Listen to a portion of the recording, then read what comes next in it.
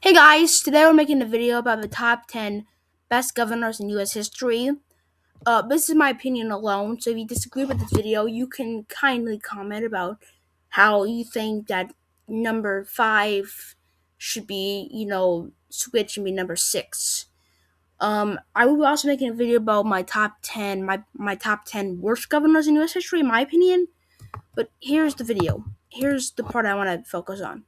Top 10 best governors in US history. Number 10, Rutherford B. Hayes, Governor of Ohio, supported the enforcement of the 14th Amendment, backed voting rights protection, opposed racial violence and intimidation, which basically means what happened was in the southern Jim Crow states. What was going on was in politics, even though that the 14th and 15th Amendment were passed, what happened was a lot of those southern states with a lot of those Confederative supporters who were still in a lot of politics in the South. What they would do is they would pass stuff like black codes and Jim Crow laws. It basically said that like you have no right to vote, you have to read, you have to write, you have to basically they did. Oh, what's not that bad? Well, the problem was even though they said you had to read or write, they wouldn't open up educations for African Americans. And the education African Americans did get, it was really bad. It was like really, really shitty. It wasn't good at all. It's kind of like taking it's like kind of like putting somebody in a school that's just this big, basically, and then telling them to learn basically everything about everything in just only a couple months. So really messed up. Number 9, Sam Houston. Sam Houston is the president, is the first and last president of Texas, the Republic of Texas, before Texas became a state. It was its own nation. Governor of Texas, also Senator of Texas. Sam Houston's biggest accomplishment was refusing to join the Confederacy and promoted peace with Native Americans instead of extermination. So let me explain it to you so we can understand.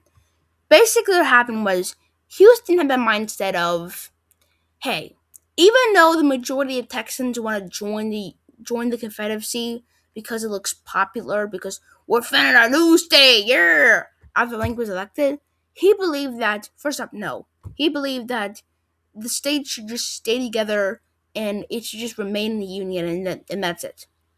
But what happened was he also, even though that a majority of even his own staff was like, we gotta leave, we gotta leave, we gotta leave, he was like, I'm not leaving. I'm not leaving the Union just to join a bunch of crazy fucking redneck slave owners. And yes, Houston was a slave owner. Yes, Sam Houston was a slave owner in his own respects. But it wasn't enough for him to basically flee the entire United States Union just to join a random coalition of people, a coalition of states.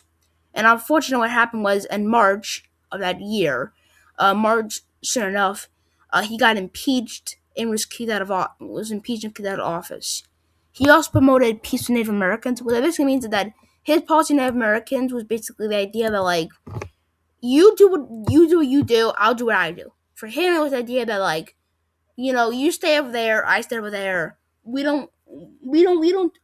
You kill one of our guys, we kill one of your guys. All right. And he also supported peace treaties with them, and which is believed in, because for him he believed that Native Americans kind of he saw that the racist mindset Native Americans were still not human, still weren't like full white man, which is really racist. But he wasn't fully racist enough where he believed that they should all be exterminated and be all wiped out. For him, it was just, I prefer peace treaties over just war. Number 8, Earl Warren. Earl Warren was governor of California and later Supreme Court judge, and later Chief Justice of the Supreme Court. He modernized California's government and court system, creating official, professional public administration that lasted decades. So basically, I would say the worst thing he mostly did as governor was support the camps that the Japanese were put in, but that's about it. There's really not that much that he did that was, really the worst things of all time. Number 7, George Romney. So George Romney was governor of Michigan from 1963 to 1969, if I remember quickly. He was a Republican governor from Michigan. His biggest thing is for the conservative voters, conservative watchers here. He handled the 1967 Detroit riots quickly and coordinated with local officers and federal government and requested federal troops to restore order. So, he basically was also a really good governor when it came to civil rights. He marched when it came to unions. Basically, was a relatively pretty good guy. Pretty good governor. Number 6, FDR. FDR built the first large-scale reef sorry, built the first large-scale relief system for the Great Depression, which became the model for the New Deal. So, before FDR became the president, he was governor of New York. Well, remember that he was governor of New York, and while he was governor of New York, he when he was elected, there was a Great Depression going on, and what he did was he created a system of relief programs. This became the predecessor to the New Deal, became the model to the New Deal, and that actually helped him win.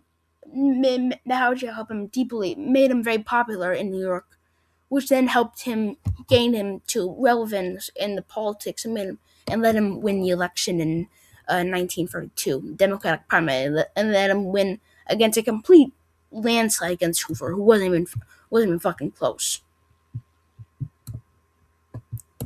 Number 5, Nelson Rockefeller.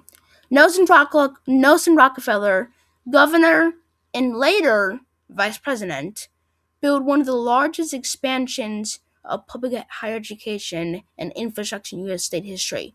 The Sunny System, which still exists to this day, and housing transportation. So he's considered to be the Eastern establishment candidate. He's like the Eastern establishment, progressive, moderate. He was really good governor. He help with education, help with high rates, help with funding for roads, bridges, also taxes. I would say the Sunny System is something that still exists to this day.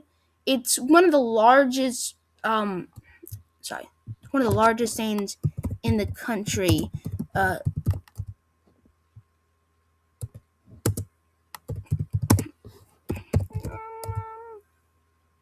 yeah, he helped create the State University of New York, which still exists to this day, and it's one of the best universities as of all time in New York. In New York, in the history. Number 4, Hiram Johnson, governor of California from 1911 to 1917, and then a senator from 1917 to 1945, and presidential vice candidate with Teddy Roosevelt in 1912. Hiram Johnson strengthened workers' compensation laws. What it meant that was that workers had more rights, they could get paid more, they could have more dignity than they had before. He also regulated hard hours and conditions for women and children. So Edwards, a child doesn't have to work in some fucking coal mine 15 hours a day, and a woman doesn't work in some terrible dusty, or dusty room with, sealed in for like 12 hours a day without zero pay. Number 3, Al Smith. Al Smith was the first Catholic to be elected. I think was the first Catholic to be elected to a presidential nomination. He was good friends of FDR, but their relationship broke up because he saw FDR as way too progressive, way too interfering in the government, and kind of became more distant from him. And then finally, the best thing, and then also not to mention, and later presidential loser to fucking Herbert Hoover. Really now? You're gonna lose to Herbert Hoover? That guy, that's like losing to fucking, sorry, that's like losing to fucking, I can't remember. Sorry. It's like losing to fucking uh James Buchanan. I can't do it. I'm sorry, man. Or it's like losing to Woodrow. It's like losing to any candidate at all. His biggest accomplishment as governor was he passed sweeping labor, house, and workplace safety reforms and laying the groundwork of a modern welfare state. That's true. So he also was kind of unique because even though he was very progressive when it came to social issues and it came to economy, he was very progressive when it came to housing and laborers and workplace safety. He was a deep, deep admirer of Calvin Coolidge. He respected Coolidge deeply, uh, called him one of the greatest men he ever knew. And he also was relatively more conservative when it came to issues like, the economy, or it came to stuff like, you know, when it came to the Supreme Court. Number two, Robert Lafayette, later senator, governor of Wisconsin from 1903 to 1913. His biggest accomplishment to 1905. I'm sorry, guys. His biggest accomplishment was he created the Wisconsin idea, integrated academic experience into government, and pioneered progressive reforms like uh, direct primaries and corporation regulations and fair taxations. And then for number one, DeWitt Clinton, one of the longest governor. DeWitt Clinton. I was gonna put I forget his name. I was gonna put the one guy from New York who was like considered the longest governor of New York history. Let's see.